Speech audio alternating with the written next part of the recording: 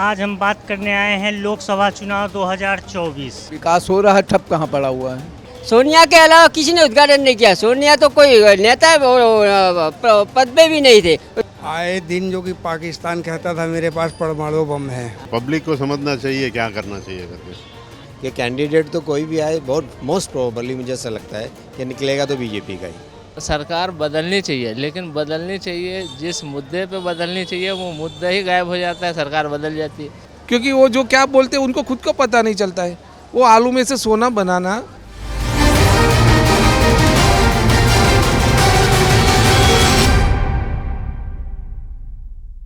नमस्कार, प्रणाम, सत बहुमत पे आपका स्वागत है। आज हम बात करने आए हैं लोकसभा चुनाव 2024। सारी पार्टियां अपने अपने तरीके से तैयारी कर दी है और इसमें विपक्षी एकता के लिए भी नीतीश कुमार जो आजमाइश कर रहे हैं, उधर सत्ताधारी पार्टी अपने पार्टी कार्यकर्ताओं में मीटिंग बुला के चुनाव के लिए हलचल तेज कर दी है। भैया, आपका नाम क्या हुआ? शिवमोहन सिंह। क्या करते हैं? कंपनी में काम करते हैं। आप इस बार चुनाव में जो 24 में आने वाला है लोकसभा का, उसमें क्या देखना परिवर्तन होगा? क्या सरकार जाएगी सत्ता से? नहीं जाएगी। क्यों? पहलवानों का तो बात सुन नहीं रहे हैं, ऊपर से जीएसटी लागू कर दिए हैं, कोई विकास का काम ठप पड़ा हुआ है। हाँ, विकास हो रहा है, ठप कहाँ पड़ा हुआ है। विकास हो रहा है, ठप कहाँ पड़ा हुआ है। राहुल गांधी तो आरोप लगाते हैं ना कि विकास नहीं हो रहा है। झूठे आरोप से थोड़ा साबित हो जाएगा। उनके झूठे आरोपों से साबित थोड़ा हो जाएगा कि विकास नहीं हो रहा है। विकास क्यों हो रहा है? हो रहा है। हाँ जी। लेकिन संसद भवन का उद्घाटन हुआ तो वो विपक्षी नेताओं को क्यों नहीं बुलाया? सबको बुलाया गया है, वो गए नहीं। उनको तो कोई मौका मिलना चाहिए। उनको तो बुलाया गया है, वो गए नहीं। वो सोचते राष्ट्रपति करे, तो वो प्रधानमंत्री भी कर दिया तो क्या दिक्कत थी उनको? क्या दिक्कत थी विपक्ष को? जब राष्ट्रपति को कोई दिक्कत नहीं हुआ तो उनको क्यों दिक्कत हो रहा है? वो चाह रहे थे कि सबका सहयोग हो, चूंकि सबके लिए बना है तो सब आदमी आए। हाँ, तो प्रधान सबको तो बुलाया गया, वो नहीं आमंत्रित हुए। ये अच्छा। सर, आप अपना नाम बताइए। नहीं सर, आप बताइए, आप अपना नाम बताइए। हाँ, मेरा नाम आवजी पटेल है, मैं गुजरात से हूँ। अच्छा, तो विपक्ष का कहना है कि अगर वो संसद भवन में ये भी रहता कि राष्ट्रपति, प्रधानमंत्री, उपराष्ट्रपति, सारे नेता विपक्ष के होते तो ज़्यादा अच्छा नहीं होता? तो सबको बुलाया था और हाँ, विपक्ष गए नहीं, वो जलन के लिए नहीं गए। और विपक्ष ने जो कांग्रेस ने आज तक किसी राष्ट्रपति से उद्घाटन करवाया, एक एग्जाम्पल बताओ। तो संसद तो पहली बार सोनिया तो सोनिया ने दूसरे और भी बहुत, सोनिया के अलावा किसी ने उद्घाटन नहीं किया। सोनिया तो कोई नेता पद पे भी नहीं थे, वो तो खाली अध्यक्ष ही है।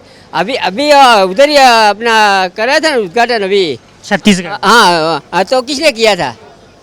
वो तो खाली सिर्फ अध्यक्ष है। अगर मोदी ने कर दिया तो क्या दिक्कत है? मोदी ने कर दिया तो इनको विपक्ष वालों को जाना चाहिए वहाँ पे। हाँ, और अब ये तो रहा कि नहीं, इस संसद भवन के उद्घाटन में जाओ। अगर उसी तरह मोदी प्रधानमंत्री तुमको न जाए तो क्या होगा? और आप लोगों को जाना चाहिए। देखो, मोदी जी ने सबको आमंत्रित किया है और विदेशों में हमारा नाम रोशन किया है। पहले विदेश में कांग्रेस राज में क्या था? भारत गरीब है, हमको पाकिस्तान डरा रहा है, यूएन में कंप्लेन करते थे हमको बचाओ, पाकिस्तान डरा रहा है, चीन डरा रहा है। आज देखो पूरी दुनिया मोदी जी की वजह से हमारा भारत का नाम रोशन किया है पूरे देश में, पूरी दुनिया में। अच्छा, नाम रोशन किए, ठीक है, लेकिन यहाँ भी तो गरीबी है, भुखमरी है, ये सब चीज़ तो है ना। देखो, कोई गरीबी नहीं। मैं गुजरात से आज 18वां दिन है, मैं राष्ट्र धर्म का प्रचार करता हूँ। 18वां दिन है। 18वां दिन में मैं देखो 3 दिन से मैंने साइड में काम भी चालू किया। मैं 500 रुपया डेली कमाता हूँ। देखो, ये पर्स बेचता हूँ जिसको कमा। मैं गुजरात से आया 18 दिन में, 3 दिन के बाद मैंने रोज चालू किया। सर, आपका नाम क्या है? खूब लाल। क्या करते हैं? मैं तो कपड़े का पेंटिंग आइए, आप भी आइए। माता जी, आप भी बताइए। आइए। अरे बताइए माता जी, बताइए क्या है। आप अगली बार वोट तो डालती है ना, तो अगली बार क्या सरकार बदल रही है कि इसी सरकार को रिपीट कर रही हैं कि नए लोगों को लाना चाह रही हैं? नहीं बता रही हैं। हाँ सर, आप बताइए। जो सरकार है वही वही सवाल आपसे है कि क्या सरकार बदल रहे हैं? सरकार तो यही ठीक है। यही ठीक। क्यों? क्यों? हाँ।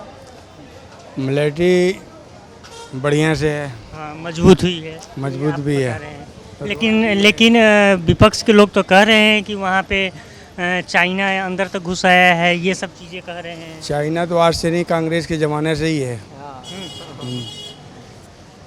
तो नहीं, मोदी जी तो मान लीजिए ठीक है, लेकिन जो उनके नेता हैं जैसे ब्रजभूषण शरण सिंह, जिन पे पहलवान आरोप लगाए हैं, आरोप तो बहुत बड़ा है, उसको कैसे लिपापोती करके मैंने उसको प्रोटेस्ट को ख़त्म किया जाए। देखिए, आए दिन जो कि पाकिस्तान कहता था मेरे पास परमाणु बम है, और उसके पास तो खाने के लिए नहीं है, उसकी सुनिए एक चर्चा मिनट। क्यों कर रहे हैं हम लोग? और फिर उसके बाद में कांग्रेस के ज़माने में रात के 12 बजे खोल देते थे लोग दरवाज़ा और चला जाता था कांग्रेस उसमें गए। और इसके शासन में मिलिट्री भी मजबूत है और कोई पाकिस्तान का या किसी देश का वो भी नहीं करते हैं। लेकिन ये है ना कि चाइना माने वहाँ कई पॉइंट पर पहुँच। देखिए, पहुंचने के हर एक देश में है और हर एक देश अपना अपना बॉर्डर मजबूत कर रहा है। अच्छा, वो सब हो गई विदेश की बात, बॉर्डर की बात। सरकार जो है गरीबों के लिए जिस तरीके से अस्पताल, स्कूल की व्यवस्था, वो सब हुई है। देखिए, एक बैग अगर जो आपको ही मालिक बना दिया जाए घर का, तो एक बैग अपने घर के 11-12 सदस्य को खुश नहीं कर सकते। तो इस तरीके से धीरे धीरे कई राज्य है हिंदुस्तान के अंदर, बहुत सारे लोग तो ऐसे थे जो कि लाइट वहाँ नहीं पहुँचने वाली थी, इसके ज़माने में लाइट पहुँच गई। ये तो बात सही है सर। आपका नाम? अब्दुल। सर, आप बताइए कि ये जो गठबंधन की जो राजनीति चलती है, सबसे पहला सवाल मेरा ये आपसे रहेगा कि कांग्रेस जो गठबंधन में सहयोगियों को एकजुट करने के लिए बिहार के नीतीश कुमार आए हैं, क्या कांग्रेस के कोई नेता करते वो ज़्यादा बेहतर नहीं होता? प्रियंका गांधी हो, राहुल गांधी हो, चाहे मल्लिकार्जुन खड़गे हो, चाहे किसी भी कांग्रेस के किसी XYZ नेता को अगर आगे बढ़ाया जाता, तो क्या ये अच्छा नहीं होता कि नीतीश कुमार को एक तरह से जैसे उनको दे दिया, सौंप दिया गया आउटसोर्स? वो अभी थोड़े बदनाम है ना, तो इसीलिए। बदनाम कैसे हैं? ऐसा तो नहीं है कि इन्हीं के जो 14 से ही काम हुआ है, काम तो पहले से भी हुआ है। काम तो 1947 से हुआ है, 47 से हुआ है, अभी 14 से जो हुआ है वही याद रहता है पब्लिक को। जिस समय जो जरूरत था, अब कोई जो ये कहे कि 47 में मोबाइल फोन क्यों नहीं आया, पेटीएम तो क्यों वो नहीं हाँ, आया, तो ये तो गलत बात है। वो आप नहीं था, बेसिक तो चीज़ों नहीं को था। देखा हाँ, जाए तो बताइए कि मैंने इनको बदनाम है, लेकिन इनको डट के अपनी बात तो रखनी चाहिए। रखते तो है, अभी पद यात्रा सब किए तो सही, कोशिश तो पूरी की है। अभी पब्लिक को समझना चाहिए क्या करना चाहिए करके, बाकी तो पॉलिटिशियंस आर पॉलिटिशियंस, वो उनका काम कर रहे हैं, हम भुगत रहे हैं जो भी आए। सर, मिडिल क्लास के लिए कोई सरकार क्यों नहीं सोचती है कुछ? इस पे थोड़ा मिडिल क्लास के लिए इतने सारे बहुत से सोचते तो हैं, लेकिन पहुंचता भी नहीं है। एक तो सरकार योजना निकालती है लेकिन पहुंचती नहीं है पब्लिक को जानकारी नहीं होती है क्या योजना मिलती है करके। बहुत से जनों को तो कुछ पता ही नहीं है, वो अपने खाने पीने का वो अपने इसमें पड़ा है, वो कहाँ ढूंढेगा, करेगा क्या करेगा। सर, एक आज मैं दिल्ली आया हूँ, देखो दिल्ली की सड़कों हाईवे सब फर्स्ट क्लास है, लेकिन यहाँ सिटी में देखो इतने गड्ढे हैं। हम हमारा इंडिया का एक कैपिटल है, यहाँ तो हर जगह आलीशान होनी चाहिए। फॉरेन से जो आते हैं पहले आते हैं दिल्ली, कल मेरे साथ फ्लाइट में थे दिल्ली में, US के UK के सब दिल्ली घूमने आ रहे हैं। बिल्कुल, अभी G20 का जो बाजार, हाँ, इन लोगों को बाजार में आना चाहिए। तो ये बाजार का देखो अब हालत सड़कों का, ऑटो में बिल्कुल, ये क्या जाएगा? हमारे यहाँ तो रिक्शा चला रहे हैं, हाईवे उनका पर कपड़ा मस्त है, फर्स्ट क्लास है, 4 वे ट्रैक फर्स्ट क्लास है, कोई प्रॉब्लम, लेकिन यहाँ भी तो हालत ख़राब है, यहाँ का रोड नहीं बन रहा है। सर, लेकिन सरकार पे एक आरोप लगती है कि व्यापारियों और उद्योगपतियों की सरकार है, लेकिन जब हम अंदर एक व्यापारी से बात कर रहे थे तो वो बोले कि हम लोग के लिए सरकार तो कुछ की ही नहीं। वो एकदम अभी सबको ऐसा ही लगता है, कुछ किसी को कुछ सब करो तो भी कुछ नहीं दिखता है और नहीं करो तो भी कुछ नहीं दिखता है, हालत ऐसी ही है, सब ऐसे पूरा कन्फ्यूजन है। आप कहाँ से हैं सर? मैं हूँ तमिलनाडु से, चेन्नई। चेन्नई से। 2 दिन के लिए आया मार्केट में, मुझे थोड़ा परचेस करना था, लेकिन यहाँ दिल्ली की हालत तो बहुत अच्छी होनी चाहिए, लेकिन दिल्ली की हालत तो बहुत ख़राब है, सड़कों का और भीड़ भाड़ का कोई व्यवस्था, मतलब अभी इतनी भीड़ को वो संभाल नहीं पाते, और भीड़ को कुछ करना चाहिए। इतना रोड ख़राब है, रेलवे स्टेशन के आसपास देख लो, बस स्टैंड के आसपास देख लो, इतने रोड ख़राब है, इतनी गली इतनी ख़राब है। पहले ये तो साफ़ सफाई करनी चाहिए ना। दिल्ली अपना इंडिया का नाक है। अभी दिल्ली में ऐसी हालत हो तो वो सोचेगा दिल्ली ऐसा है तो उससे बदतर ही दूसरा कुछ होगा ना। अच्छा आप बताइए, जैसे मिड डे मील मिलता है सरकारी स्कूल में, तो इधर तो मिलता है बिहार, यूपी, एमपी में इस सब की तरफ, तो तमिलनाडु में भी मिलता है। क्या उसका गुणवत्ता कैसा है? बस वो भी बच्चे खा लेते हैं कुछ ना कुछ, कुछ मिलता नहीं है तो कुछ ना कुछ खा लेते हैं। कुछ पहुंचता तो है, आधा तो आधा से ही, लेकिन कहीं नहीं कहीं क्वालिटी क्या है उसका? क्वालिटी तो अभी हमने तो कभी खाए नहीं। अच्छा आप एक चीज़ बताइए, यहाँ पे वहाँ पे कांग्रेस भी बहुत दिनों से नहीं है आपके राज्य में, तमिलनाडु में बीजेपी तो दूर दूर तक नहीं है, तो वहाँ की राजनीति कैसी है? माने वहाँ का डेवलपमेंट, गांव तक, शहर की बात नहीं कर रहे हैं चेन्नई की, वहाँ गांव कस्बों की डेवलप। लोकल पार्टीज है, करते हैं डेवलपमेंट, वो भी बस ऐसा ही है भैया। पॉलिटिशियंस आर पॉलिटिशियंस, उन लोगों को जो काम करते हैं करते रहते हैं, बोलते रहते हैं, आधा पहुंचता है आधा नहीं पहुंचता है, चलता है। अभी ऐसे ही चलाना पड़ेगा, लेकिन थोड़ा थोड़ा बेहतर होता जा रहा है। ठीक है सर, थोड़ा थोड़ा बेहतर होता है। बाबू आपका नाम क्या है? अरशद खान। क्या करते हैं आप? 10th क्लास में हूँ, स्टूडेंट हूँ। किस क्लास में पढ़ते हैं? 10th class. 10th क्लास में। अच्छा सरकारी स्कूल या प्राइवेट स्कूल? गवर्नमेंट स्कूल है, वो कोविड स्कूल है, वैसे कोविड स्कूल है, एडिड स्कूल सॉरी। माने वो प्राइवेट है और सरकार से मान्यता प्राप्त है, हैं? टीचर कैसे हैं? टीचर्स अच्छे हैं, अच्छे। व्यवस्था कैसी है? इतनी कुछ खास नहीं है पर ठीक ठाक है। शिक्षा अच्छी है। जैसे आप दिल्ली में ही रहते हो, तो यहाँ दिल्ली सरकार का दावा है कि स्कूल को बहुत स्टैंडर्ड पे लेके गए हैं, हाँ, प्राइवेट स्कूल से बेहतर। तो क्या आपसे जानना चाह रहे हैं कि भवन बन गया, कमरा बन गया, उससे स्कूल होगा कि टीचर अच्छे हों, अच्छी पढ़ाई करें, वो ज़्यादा बेहतर होगा? जैसे हमारा स्कूल पहले था, मतलब हम तो अभी 1 साल पहले 9th क्लास में वहाँ पे आए हैं, तो वो काफ़ी पुराना स्कूल है, फतेहपुरी मुस्लिम सीनियर सेकेंडरी स्कूल। तो जैसे वो पहले था वैसे का वैसे ही है। इवन जो वहाँ पे बोर्ड्स हैं वो भी नए नहीं लगाए, वैसे के वैसे ही हैं, और नए आप लगाए। मन लगा के पढ़िए बस। सर आपका नाम? इमरान खान मेरा नाम। सर क्या चल रहा है अभी 2024 में यहाँ चांदनी चौक लोकसभा क्षेत्र में? क्या आप लोग उम्मीदवार बदल रहे हैं या आप रिपीट कर रहे हैं या किसी नए और अच्छे उम्मीदवार को आप लोग सपोर्ट समर्थन दे रहे हैं? ये पार्टी एंगल से पूछ रहे हैं आप, पब्लिक एंगल से पूछ? नहीं, पब्लिक के, माने मेरा कोई पार्टी से नहीं है, पब्लिक जो आपको आप क्योंकि जो कैंडिडेट सोच रहे हैं। क्योंकि कैंडिडेट तो देखिए चेंज करना, अभी हर्षवर्धन जी है यहाँ से, और अगर बीजेपी ने उनको चेंज कर दिया, ये तो हो गया बीजेपी का मैटर अपना, कि भाई उन्होंने ही कैंडिडेट चेंज कर दिया। और एक ये है कि पब्लिक अगर अपने पे आए कि भाई वो किसको लाना चाहती है, तो यहाँ मैं आपको बताऊँ, क्योंकि फ़ाइट होगी यहाँ त्रिकोणीय उसको बोलते हैं सर, क्योंकि यहाँ आम आदमी पार्टी के जो है ना वो एक मंत्री बीसी एरिया से आते हैं, इमरान हुसैन, तो वो भी अपना दमखम रखते हैं, और उन्होंने इस बार काउंसलर के इलेक्शन में अपना दमखम दिखाया भी।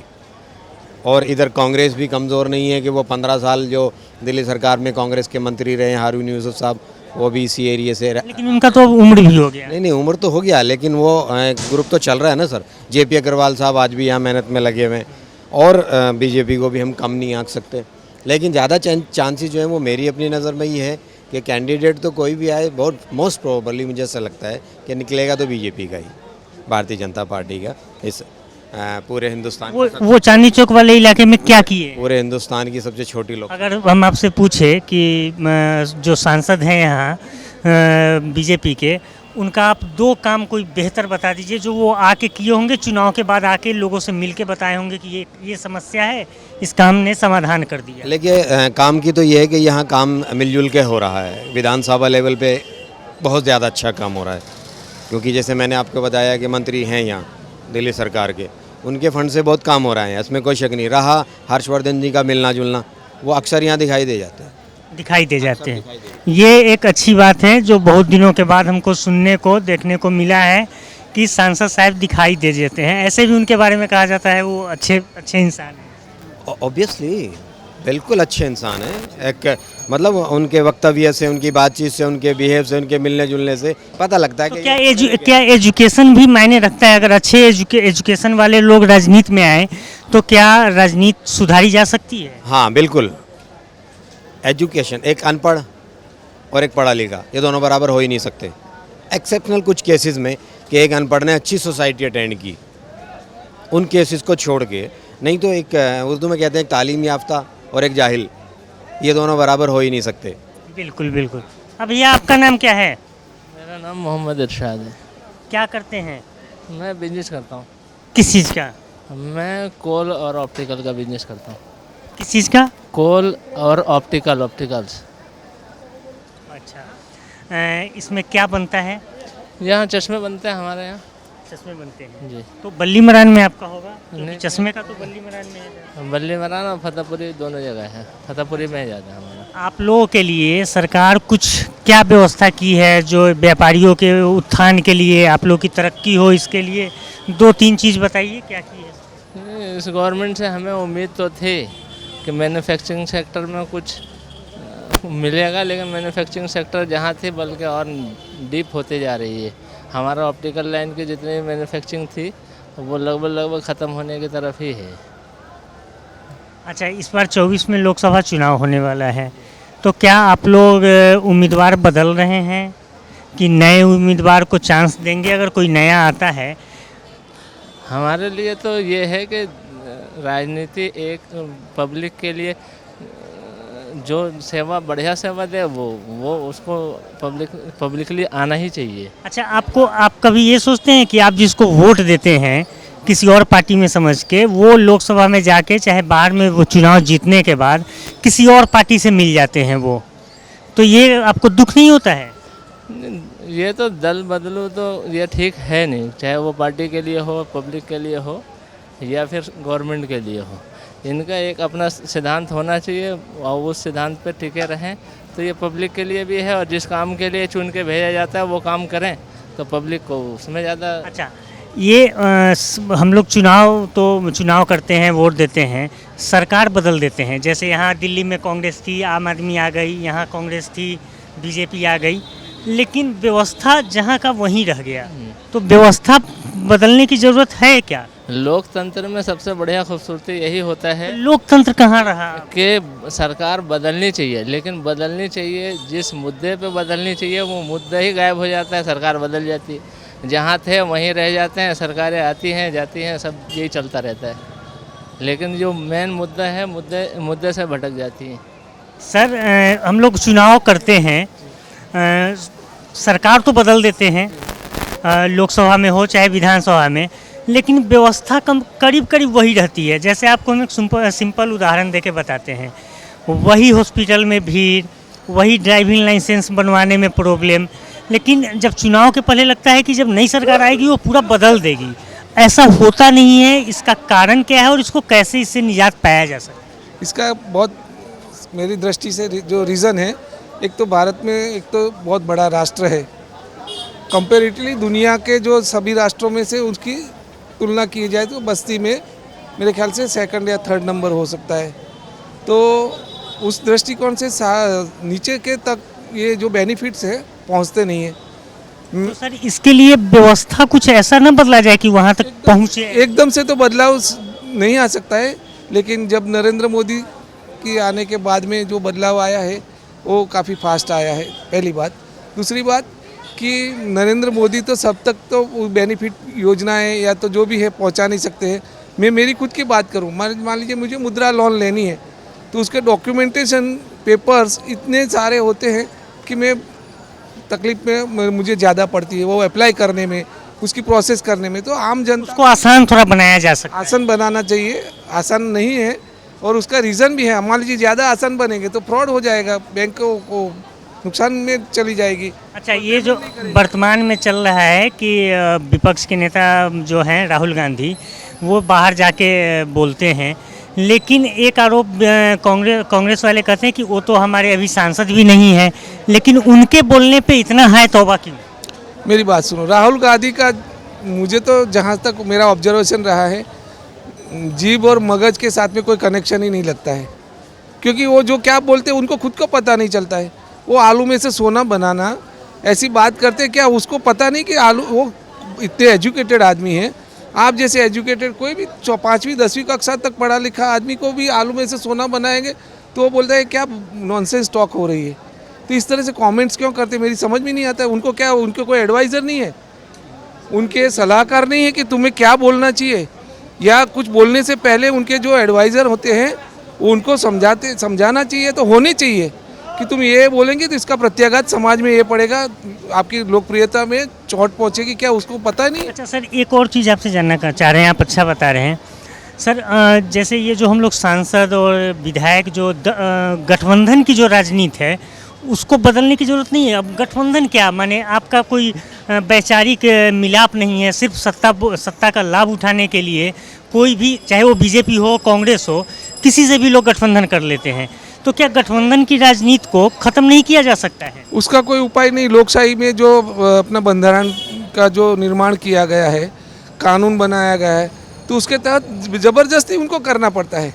मान लीजिए आपको ये उदाहरण के तौर पे, जैसे जम्मू कश्मीर में भारतीय जनता पार्टी ने पीडीपी के साथ में गठबंधन किया था, वो वैचारिक मतभेद होने के बावजूद भी उनको मतलब ऐसे चलाना पड़ता है, जिसे मतलब एक आँख आड़ा कान करना जिसको बोले जाता है, कि इग्नोर करके कुछ चीज़ें करके भी अच्छा, गठबंधन करते हैं। अब ऐसा ना हो कि पार्टी लड़े और पब्लिक का जो वोट हो उसको काउंट करके डिसीजन दिया जाए कि हाँ फलाने पार्टी के लोगों को ये, इनको इतना वोट पड़ा है, इनको हम सत्ता में रहना चाहिए, जिनको कम पड़ा है वो अपोजिशन में रहे।